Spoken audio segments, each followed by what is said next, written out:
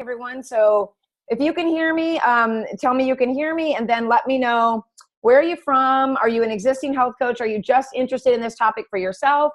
Do a little bit of conversing in the chat box for us so we can get an idea of who's listening today and what you guys are interested in understanding.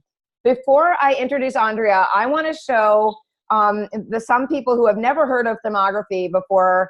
I kind of want to give you a general, just a visual of what you can have in your mind about what it's like before we start the conversation. So I see everybody popping on. Hi, everybody.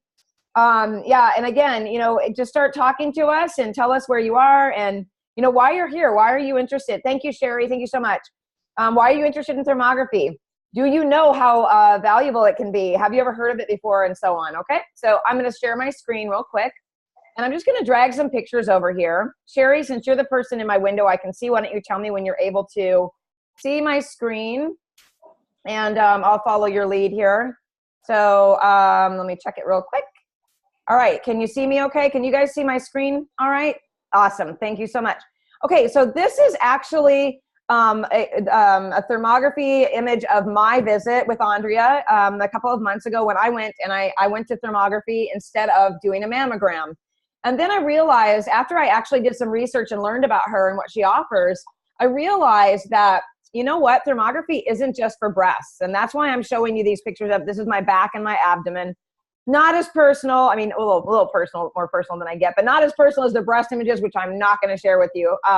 But just so you can kind of general idea, when we start this conversation, I wanted you to see a little bit about what it looks like when you actually do a thermography session. And the last ones I'm going to pull over my face, which Andrea and I had this conversation we thought was pretty cool, is that I had major oral surgery, and the inflammation that showed up as far as where the inflammation was on my face was not as dark on the side that took the most trauma as the other side. Remember that, Andrea, when we talked about that? Yep.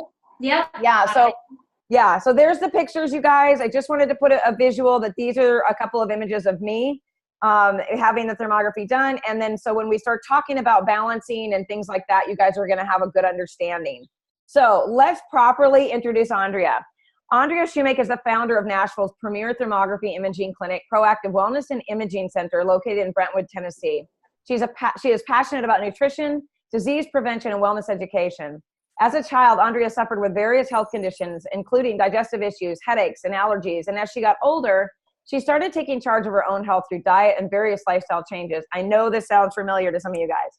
Over time, Andrea eliminated her health issues and led her to study in the field of nutrition and dietetics at MTSU. After she graduated, she knew she wanted to make an impact and share her passion, change lives, and help others learn about health and wellness. And thermography was like a puzzle piece that fit right in. She's been providing thermography imaging services since 2010.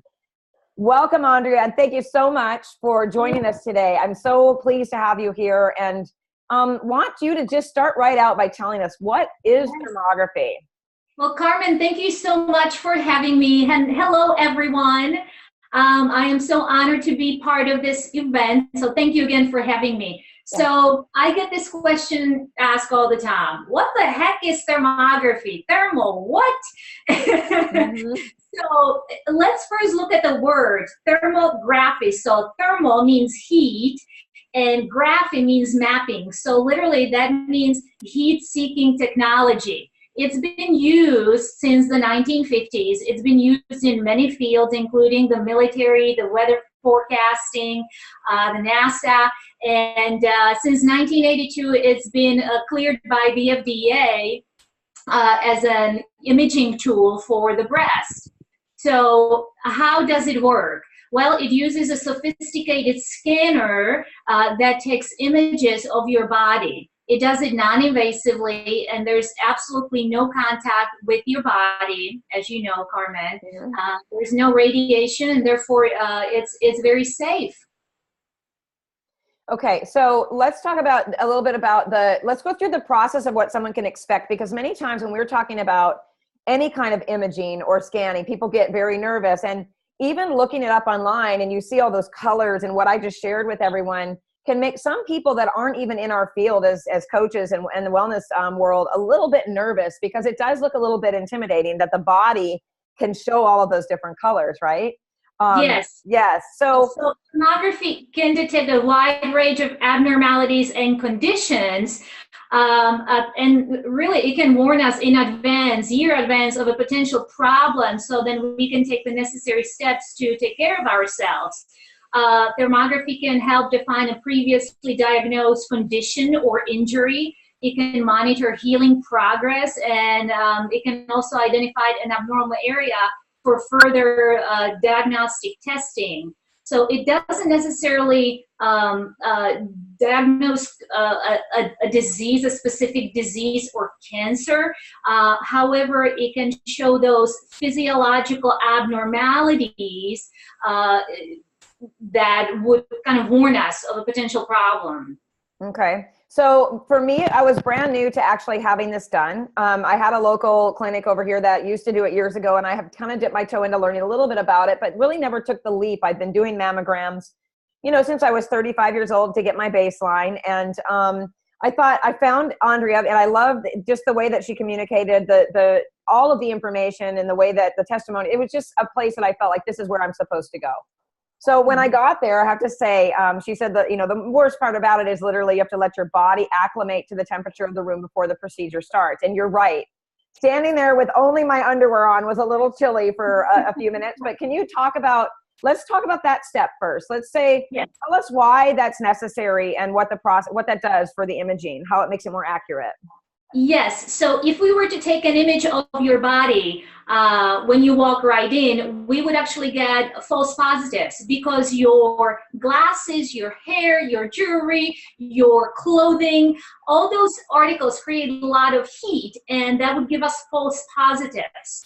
So we need to remove all the articles of clothing. We need to pull your hair up. We need to remove your jewelry, your glasses, in order for us to get those abnormal thermal imprints cooled. You need to acclimate for approximately 15 minutes. And then the last 5 minutes of the 15 minutes, we ask the client to raise their arms up above their head so we can actually cool down the axillary region, and the arm up portion will also help us cool down the underarm or the region below the breast, because as the breast lays on the chest, that may create heat as well. So we want to cool that down. Yeah. And, I thought this was what I found was interesting as I was standing there with my arms up. I had an itch on the end of my nose, and I literally was like, what if I scratch my nose? Because that's going to increase temperature because it's friction, right? So I just wished it away because I didn't want to do anything wrong. Because remember, I touched something during the procedure and you were like, oh, there we have and it showed up immediately that my temperature had changed in that area. So exactly. I thought that was pretty cool. Yes. Yeah. So then you put me in front of a screen, right? Yes. And then what? Yeah, so the acclimation part is very important. Then we position the client in front of the screen and start taking the images. We take the images in sections. We typically start with the breast because after that part you can put your arms down and then move the scanner up and down, left and right, to take the necessary images of the body. So for the breast screening, it literally takes 2 minutes if we are just performing the breast screening. If we're doing the upper body or the full body, it takes approximately 10 to 15 minutes to complete the screening process.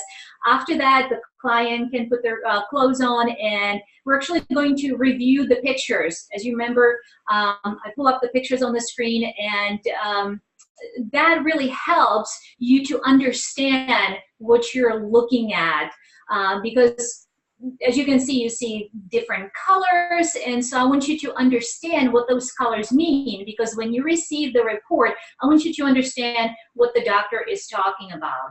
Okay, so let's touch on those colors for a minute. And can you talk about the balancing thing? Remember you had said to me you want to see bilateral balance in the colors and the shading and things like that. Yeah, so the thermography is based on thermal symmetry. So the idea is that the healthy body should be thermally symmetrical. So if you were to split your body in half, the right and the left side should be thermally symmetrical. So what we see on the right, we should also see on the left. So that's the idea. We also look for abnormal hot spots and cool spots. Hot spots are typically associated with bright colors like the yellow, orange, red, and white color, and the dark spots are associated with cooler colors like black and dark blue and green. Okay. So interesting, when I had my scan done and I had that oral surgery, but I also have a problem with my shoulder, and it showed inflammation, not as bad on the one side as I mentioned, but it did show the inflammation. It did show the inflammation in the shoulder. I had treated H. pylori not long before that. It showed some of that in the digestive area as well. So I have to say, the only thing that didn't really show accuracy was I'd had something going on with my foot for years and it didn't show that, but it was on the money, like on what was happening with me, colors and everything. So, you know, cause I have to say, I was a little skeptical, even as a health and wellness professional in my own right. I was like, I wonder what this is going to show. I'm always out to see, you know, and I'm sure people feel that way too, but I have to say I was really impressed with it. Yes, and you know, we have a lot of clients that are currently undergoing a cancer treatment, especially for their breasts, and it is so encouraging to see when they come back for follow-ups. They use, obviously, thermography to monitor their treatments, and it's very encouraging to see the positive changes they're making on their, you know, during obviously their treatments, and you can see that on thermography. So every time they come in, every 3 months or every 6 months they come in, we can see the positive change, and it's just very encouraging, and it helps them mentally through the process, obviously, of healing and treatment. Yeah, so I think that's a really powerful thing to think about, as well as so many people when undergoing cancer are being exposed to so much radiation and toxicity anyway, to be able to have that, like, kind of a soft place to land, to see some progress without exposing yourself to even more. Exactly. Yeah, it just has to be so, it has to help their mental health with this type of situation. So a lot of times they actually look forward to the appointment because they said, I want to see what my pictures are going to look like. I feel so great, you know. So that's really great. Okay. That I'm able to do that. I feel very honored to do that, to be part of their process. And yes, the rewarding side of things, for sure. So let's shift over and talk about the difference between mammography and thermography as far as like accuracy. Let's talk about like just the process. Just touch on that. Yep. So a mammogram compresses the breast tissue, as we know, which can not only be very painful for some women, but can also spread encapsulated tumor all over the breast tissue.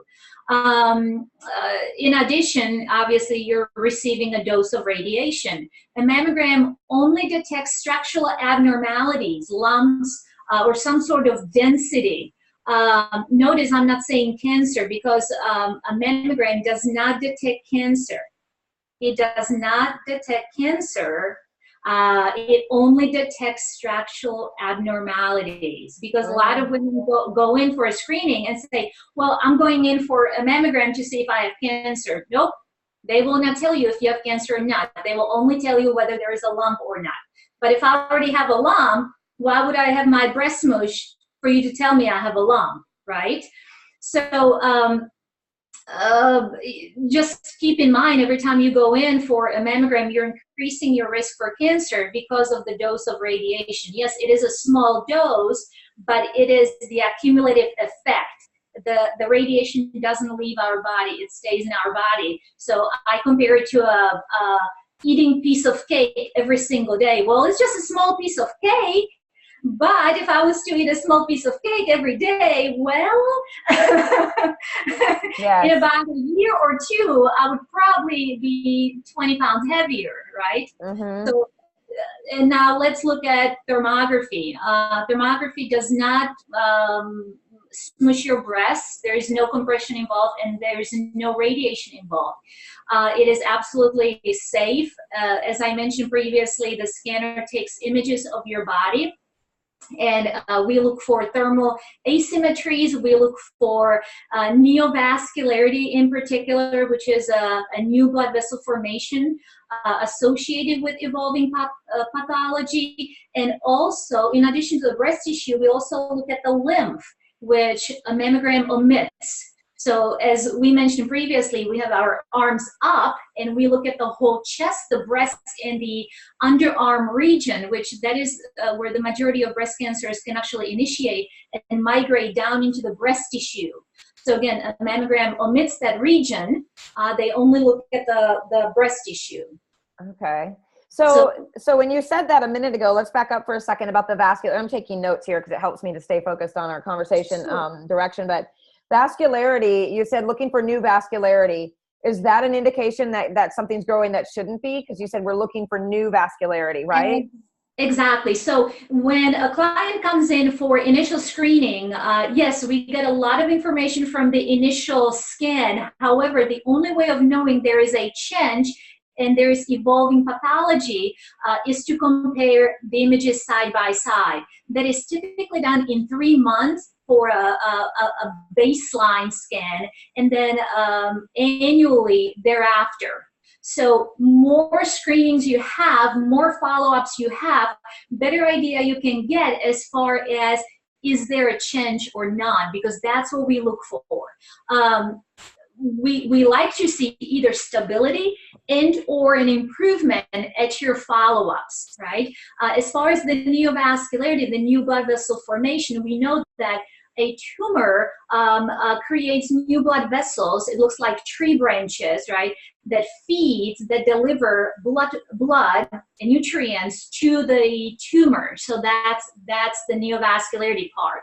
And we can see that at very early stage before the actual tumor or structural change can develop. Okay. So since I did the whole body, just because I'm a geek about that stuff anyway, but I would come back and it's been, I think, 2 months since I was there. So I would come back in a month or 6 weeks and do the breasts again, just to kind of keep establishing that baseline. Exactly. Okay. Precisely. Yes. Okay. So, cause I went to my OBGYN for my yearly last year, and she said, so when are we doing your mammogram? And I said, actually, I'm not going to do a mammogram. She goes, well, you haven't had one in 2 years. And I said, I know, but I had thermography, so I'm going to continue on that path. And she was fine with it, but I think it's that question they have to ask, don't you think? That they just have to ask, when are you going to do it? So do not expect your traditional OBGYN or MD recommend thermography. They will probably not do that. They will most likely recommend a mammogram, and if they are open-minded and if they are supportive of your decision, then they will say, okay, I'll let you have thermography. Really keep in mind, since thermography and a mammogram are two completely different screening modalities, they do not replace each other, right? Mm-hmm. They only complement one another, because as I mentioned previously, a mammogram looks for density, structural abnormalities, lumps, and calcifications. We look for the physiological changes, meaning the tissue functioning, meaning the vascularities, hot spots, cool spots, inflammation, lymphatic congestion. So again, what we can see, a mammogram could never see, and vice versa. Mm-hmm. So that's the difference between a mammogram and thermography. And since, again, there are two completely different screening modalities, you cannot really say they replace each other. However, we do have a lot of clients that say, for whatever their personal reason is, I'll never do a mammogram again. And that's their decision, that's their personal choice, and therefore they use thermography to fill that void. And then we have some clients that say, you know, I'll do thermography, but maybe every 2 or 3 years, I'll also do a mammogram just to see that side of the story. So again, you can use it together. You can use it is completely and totally your choice, since it's your body. Right. You should to make the decision, and your doctor should be able to support that decision. Right. And both, let me just say this too. You know, when we get a mammogram or we get thermography, whichever, the report's being read by a professional that is, you know, they're skilled and trained to interpret what the results mean. So even if, you know, even when you did my my scan, you said the doctor's going to read the scan. You go get a mammogram, they're going to send it to the radiologist. They're going to read the scan. So we still have to depend on what the report finds, and then make a decision on what our next step is. Or we're told this is abnormal, let's go here or do this. So yeah, the first step to screening and prevention and all of that could be either one of these. Exactly. Right. Okay. So how effective is thermography for women that have dense breast tissue or fibrocystic breasts? Yeah. So when it comes to dense and fibrocystic breasts, doctors often experience difficulties reading a mammogram because of the density or the lumpiness. So that may result in false positives or false negatives. The tissue looks dense and lumpy, and it's difficult to distinguish between malignant and benign tissue. Since thermography does not look for those structural changes, the structural makeup of your breast tissue will not affect the outcome of your thermography. So that's the difference. So a lot of women with fibrocystic or dense breast tissue really favor thermography due to this.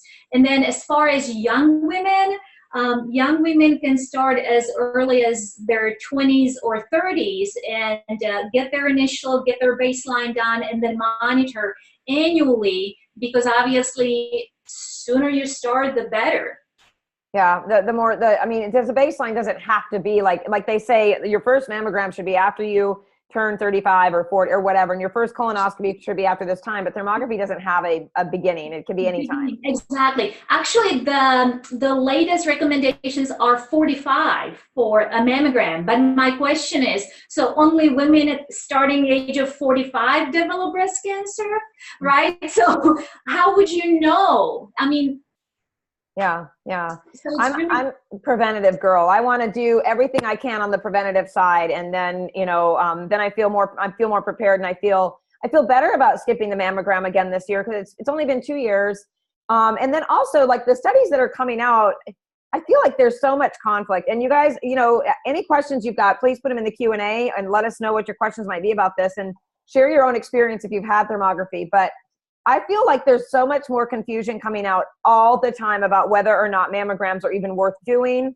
Do they increase your risk for cancer when they are affecting the breast tissue in such a? Yeah. I mean, it really is a violent way. I've had several, and it's uncomfortable. And I would like to also point out, Carmen, that there are also types of breast cancer that do not develop lumps. For example, an inflammatory type of cancer. So in that case, a mammogram actually misses that type of cancer, because there's really no lump that shows up. So if I'm using a type of modality that only detects structural changes, then I will miss those types of cancers that do not develop lumps. Okay. So that's something important to also point out. So even if you say, I trust a mammogram, I will do a mammogram, please keep in mind, again, it can miss a lot of cancers due to this exact fact, or the fact that the majority of cancers will develop in the upper axillary region and then migrate down. So again, a mammogram does not ever look at your armpit or your arm. Yes, and I'm glad you brought that up, because we all have things about our bodies we wish were different. And one of my things is always like that tissue right in here, right? And I remember when I first went to my very first mammogram, I think I was 35 or 36, and she kept pushing that part of my arm, pulling that armpit fat is what I'll call it, into the mammogram machine. I was almost in tears. And she said, honey, that's your breast tissue. It has to get in there. I was like, I literally was like this, trying to get in there. Yeah. Horrible. But I didn't realize that was breast tissue all the way up in there. Yeah. Very interesting. So let's go back a little bit to the dense breast tissue and fibrocystic thing, because I would like to just kind of make a point about this. When you were saying the mammogram, that it can create false positives because of the lumps and bumps. I've had multiple friends who have had mammograms and then said, listen, we need you to come back again, because you have very dense breast tissue. We're concerned about a few things. So that's extra repeated exposure. Very quickly after those results come back, they're going back and getting more mammogram done. Yes. Yeah. So, just I was just want to make that point, that's another downfall of a mammogram, is that you're getting repeated, and some people have it twice every year. Right. And I don't want, I don't want anyone to think that we're discouraging them from having a mammogram. A mammogram can be a good screening tool. We're not here to talk bad about them or discourage them. It's just we want to also make you aware of other options, and just be aware of those facts that obviously the radiation associated with a mammogram, the false positive. So something to think about. And again, thermography can be a great screening tool for so many. Yeah, I do like the idea of kind of alternating the two. It makes me feel a little bit better about the exposure. Exactly. So, yeah, the breast implants. Let's do this for just a second. Can you get? I mean, thermography, does it skew the results when you have breast implants at all? Not at all. So again, with breast implants, the breast implants, or typically the FDA states that the breast implants should be replaced every 10 to 12 years. Really? And yes, because they're saying that they can obviously rupture or leak, right? Yes. And the chance of rupturing the breast implants increases with having mammograms, because obviously they have to compress the breast tissue so tightly that actually I have a lot of clients that came in and they had their breast implants previously ruptured by a mammogram. And that is why they're no longer getting mammograms, because of that. Yeah. Well, you put that time and the energy and the money and everything into surgery, and then that happens. I mean, that's not good. That's not good. So there was a lady out there that, and I feel like she's kind of been really making some big strides in the movement of what happens with breast implant sickness. A lot of women are having symptoms that they mimic all these other problems: thyroid problems, fibromyalgia, chronic fatigue, and they have implants, and they are tying back. That's when their problems started. And many of them, one girl actually said she had thermography and it showed, she didn't even know that she had a leak in one of them. And it showed that discoloration on the scan, that there was something wrong there. And it turned out that the implant had ruptured and had a leak in it. Yeah, and we can also see it in a contour of the implant, so it would look, or the appearance would obviously be asymmetrical from the right to left. Yeah. So that's what we look for as well. Okay, very interesting. Okay, so since we kind of called this, thermography, it's not just for breasts. Let's move into talking about the upper body, the full body. What can you expect to see on those types of scans as far as abnormalities? Yes, so in addition to breast screenings, client can also choose to have the upper body or a full body done.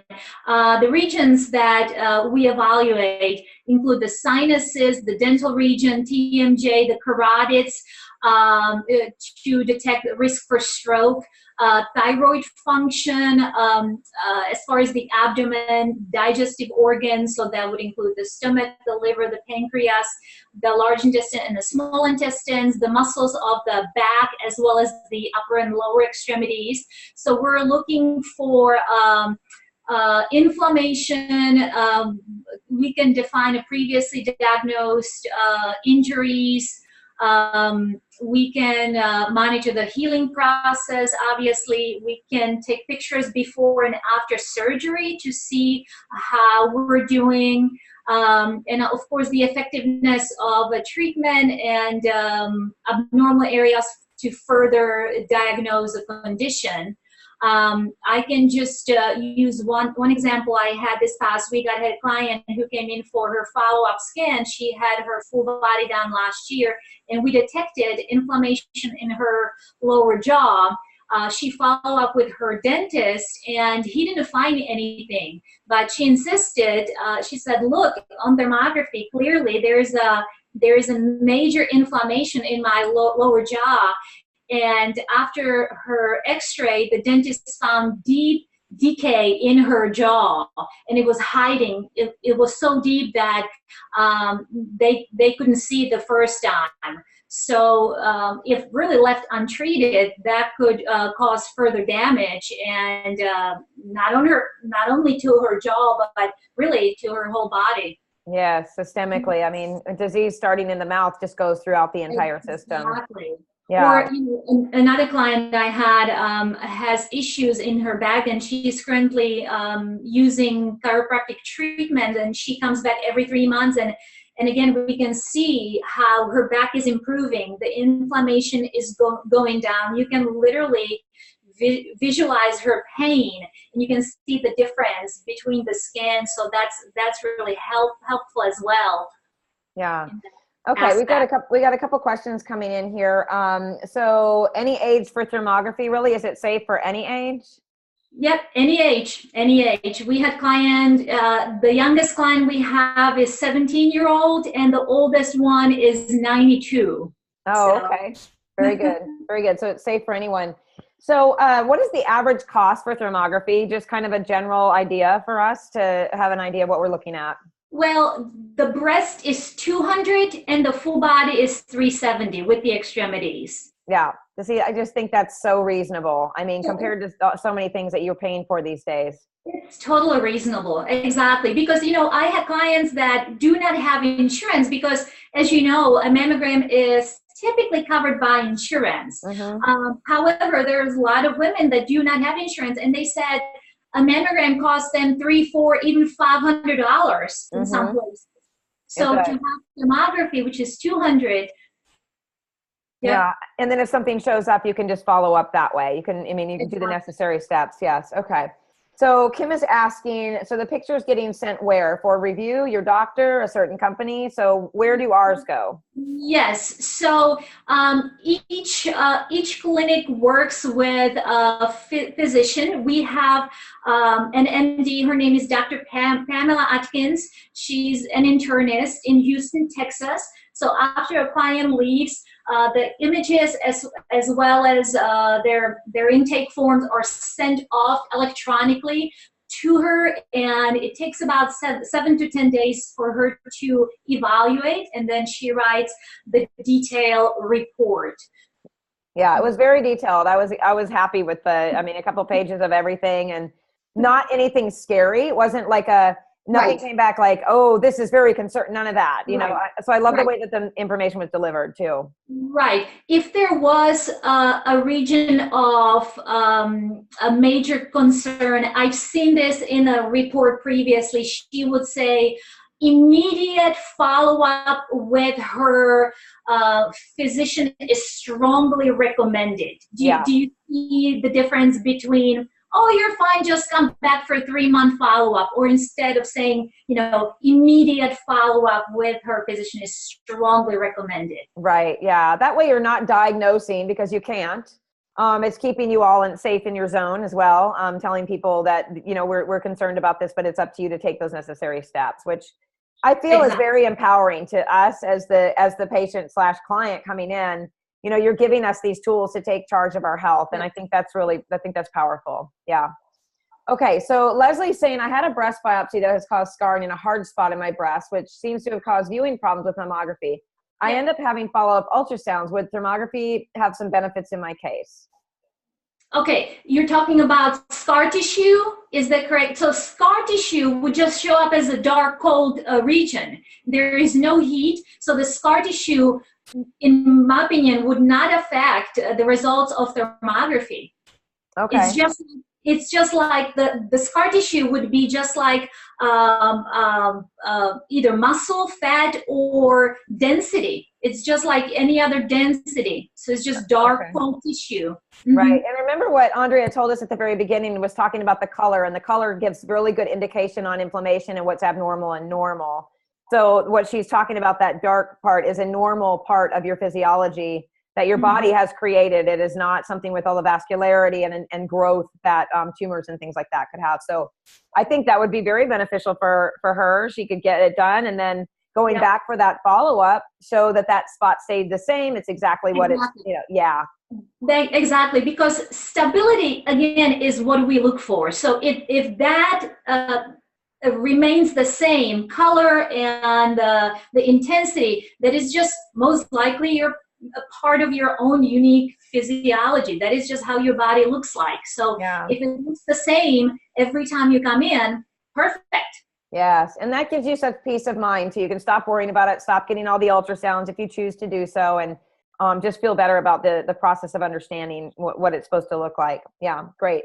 So Jackie's saying, I was told the problem with thermography is skilled technicians to read results because it's not so common. Is that true? Skilled technician, I guess I didn't. Well, I think what she's saying is basically thermography doesn't seem as credible to the general community and the mainstream because they don't have people like you who have been properly trained. Is that a true problem across the country? Well, I mean, the only way the thermography can be evaluated is by an MD. The MD has to be trained. The training would be, she or he would be called clinical thermographer.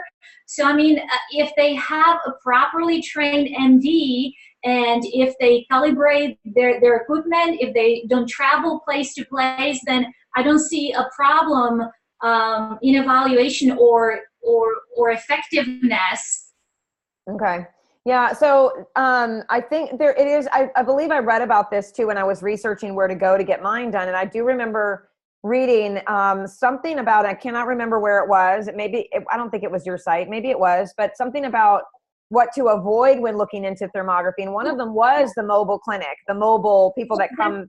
Yes. So that's a problem, obviously. Ours is not mobile. We do not provide mobile services. There are some places out there that travel place to place. So the problem with that is that the equipment has to stay, it's very sensitive, as you can imagine, because it detects heat abnormality. So if I was to pack up my equipment and throw it in the back of my car and travel place to place, it will not be calibrated first. And then each clinic cannot give me the right environment, the temperature. And then if I was to return to the same place, they might not have the same temperature in their room. Therefore, you may not cool down the same way like you did previously. And therefore, you may not be looking at same pictures to compare. So maybe that's what she meant by that. Yeah, I think that's pretty accurate there. So what you're looking for, if you're looking for a place for yourself or you're wanting to recommend to any of your clients as a health coach, is consistency in a brick and mortar business. Exactly. That doesn't load their stuff up and drive it around to other locations. Yeah. Exactly. Okay, good. So Linda's asking, can inflammation in carotids be from dental amalgams or other oral issues? They could travel, yes, of course. So inflammation from your dental region can travel to the rest of the body, including the carotids. So it's very important to obviously start with the mouth, look at the carotids. So yeah, definitely. Okay. Kim is asking, is this not recommended for pregnant women? Yeah, totally. We actually have pregnant and breastfeeding moms that come in for thermography. Now, to establish a baseline, it is recommended you establish your baseline either pre or post pregnancy, because obviously the breast tissue will look different while pregnant or breastfeeding due to the hormones, right? So if you were to compare your pregnancy breast and then 2 years later, they may look or they will look different. Right.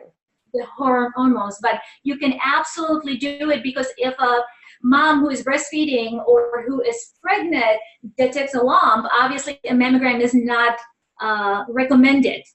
Right. So this would give her peace of mind.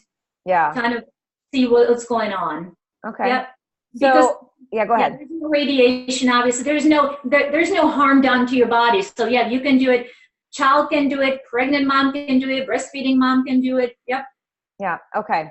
Jackie's asking, how can I find a good thermography place in Miami? So if someone were looking outside of Brentwood, Tennessee, which is where I recommend everyone go, but what would they be looking for? How do you do a search for a credible and reliable thermography office? Do you have any tips? Oh, so again, make sure just go to their website and see how much information they have on their website about them, as far as how long they've been in business, if they travel or not. That's really main thing, the traveling part.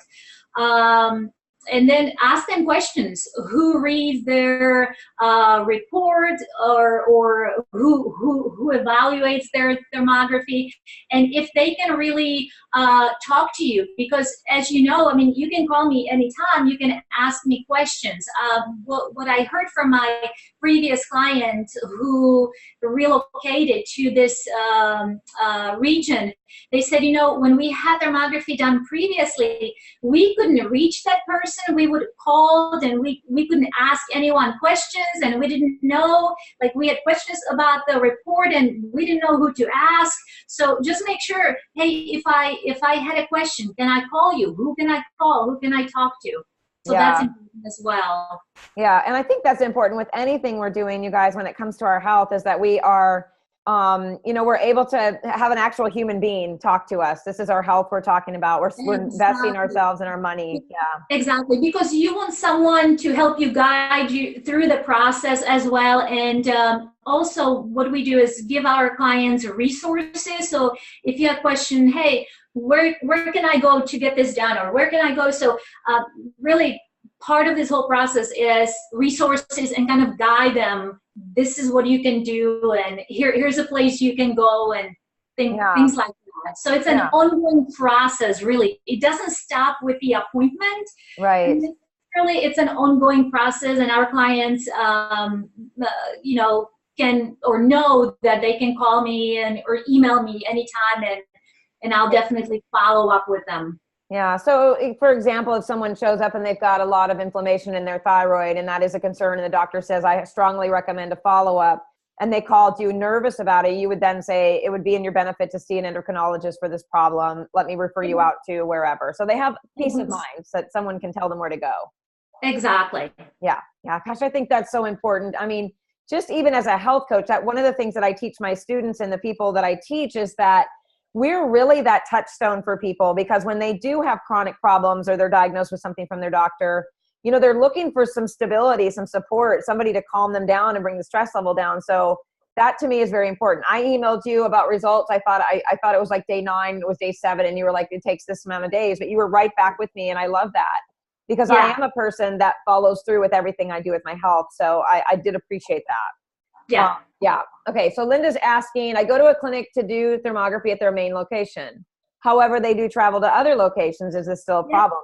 I think she's probably wondering if they're packing up that equipment, taking it somewhere and bringing it back to their location, is that going to cause problems? Yeah, typically, yeah. I mean, yes, because obviously, again, the equipment is very sensitive. That's why you go to hospitals to do screenings, right? And the hospitals are normally what? Cold. Do you remember how cold the hospitals? There is a reason for that, because the equipment has to stay in a temperature controlled room. That's the whole idea. Okay. Yeah. So maybe, if they had a machine that actually stayed at the location, I would make sure that machine never leaves the building and never leaves that particular room. And if they have other travel stuff, they just take that. I wouldn't use the travel. Yeah. So Kim is asking, is there a time of day to get a thermography that is better than others, or does it matter? Doesn't really matter. Typically, clients like to get it done in the morning, so then they can go ahead and proceed with their routine. So typically, we prefer you do not drink anything hot. You do not take hot shower in the morning. So there is a list of pre-exam instructions to follow. So typically, it's a little bit easier to do it in the morning. So then you can go ahead and exercise or have cup of tea or coffee, or do whatever you like to do the rest of the day.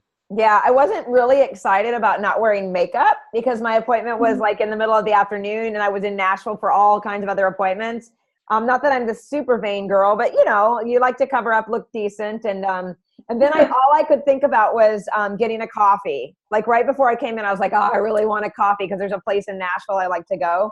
But other than that, I mean, it's totally painless, very easy to do. really no time. I think I was in and out of there in 40 minutes, 45 minutes or something like that. So yeah. We're about, the full body about an hour or so, and then the breast, literally, we can get you in and out in half an hour if you like for the follow-up. So yeah, we did read the report. I forgot. Right. And we don't want to rush anyone out the door. Just really want to make sure that we answer all the questions you may have. Some clients might have one question, some clients might have 20. And that's perfectly fine. I am here to answer any questions you may have, because I want you to feel comfortable and confident in the decision you just made. So whatever I can do to make you feel at ease, that is my job. Yeah. And I want to say this too. The reason I got the full body, besides my curiosity of all things that are lab related or medical, was that I had H. pylori last fall, which is a pathogen in the gut, and I had treated it. And I was really curious to see was there anything else happening after that? And what I found out, what we looked at, the report actually said something about small irritation in the bowel or something like that. And at the same time, I was recovering from the antibiotics, like doing the probiotics. I didn't really have a lot of symptoms or problems, but just a little bit of niggling in my mind that maybe I could be doing something a little bit even better to regain my gut health back. And that showed just mild inflammation, which I thought was really interesting. So I'm really big on, and I tell people all the time, like, never let a piece of paper dictate what you're supposed to do with your health. It's really just part of the checklist. Right. Go by how you feel. Yeah. Just like you mentioned previously, it's just one piece of the whole health puzzle. Really, that's how I see it. Yeah. So, you guys, if there are no more questions, I think I've got all my questions answered that I've written down. This has been super helpful, because I want to make sure that when these types of things come up that are a little bit off the mainstream, that we are staying educated on them, and we're able to give not only ourselves but our clients some other ideas about how to have peace of mind when it comes to their health. And for me, it's all about, I'll be seeing you in a few weeks. I'm sure I got to make an appointment for my follow-up, but it's all about just having that peace of mind and staying on the front end of anything that could possibly happen, so that we can, sleep at night and know that we've done everything we can for our health. And this was just one of those pieces for me. Yes, definitely. And that's how the majority of our clients see thermography as well. Yeah. Awesome. Well, I appreciate you so much, Andrea, and I appreciate everyone joining us today and asking questions. And just know the replay will go out. It is also, if you're a student or a member of my mastery group, we will load that into your platform, so it will live there for all time. So don't worry if you miss the beginning or anything like that. And I will include Andrea's information as well if you're in our area or within an hour, because it's an hour and 15 minutes for me to get to you, which is nothing at all for me in my mind, for that peace of mind. And I want everyone to have that ability to contact you and make an appointment as well. So thank you so very much. Thank you for having me. Thank Absolutely. you, everyone. All right. Bye, everybody. I'll talk to you soon, Andrea. Thank you.